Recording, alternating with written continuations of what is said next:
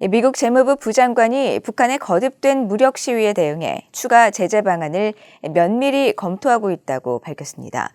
민주당 상원 의원은 중국 해운업체들에 대한 제재를 검토해야 한다고 지적했습니다. 이조은 기자입니다.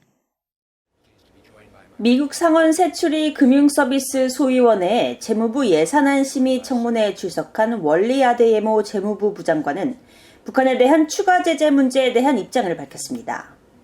민주당 크리스 벤 홀런 상원 의원이 올해 초 유엔 안보리 대북제재위원회 전문가 패널 보고서를 통해 지적된 대북제재 회피를 돕는 기관과 단체들에 대한 제재 가능성을 질의하자 북한에 대한 추가 제재 방안을 면밀히 검토하고 있다고 밝힌 겁니다.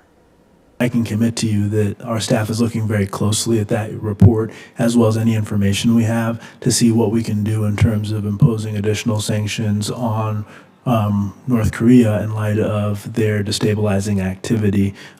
As you mentioned, recently we did place sanctions on a number of entities that we had discussed previously, and the team continues to do research and work to identify additional targets.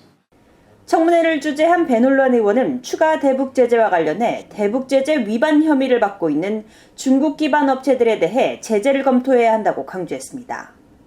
Documented a number of other entities and categories of entities that contribute to leakage in the North Korea sanctions regime.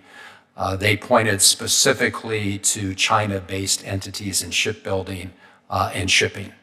And so I would encourage you to use that as a guide. 벤 홀런 의원은 지난 2019년 말 대북제재 강화법인 이른바 원비어법의 의회 제정을 주도했습니다. 원비어법은 북한의 불법 거래를 돕는 제3국의 개인이나 단체, 기관에 대한 이른바 세컨더리 제재 부과를 의무화했습니다. 앞서 유엔 안보리 대북제재위원회 전문가 패널은 지난 4월 보고서에서 중국 근해에서 불법 석탄과 유류를 실어 나르는 북한 선박들의 움직임이 포착됐다고 지적했습니다. 바이든 행정부는 지난 1월부터 시작된 북한의 미사일 도발에 대응해 북한과 러시아 개인 기관에 대한 제재를 5차례 단행했습니다. 그러나 중국 개인과 기관에 대한 제재는 하지 않아 의회 일각에서 비판을 받고 있습니다.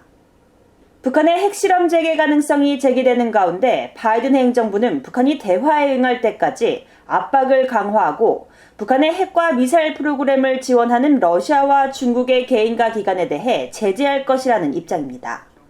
VOA 뉴스 이조은입니다.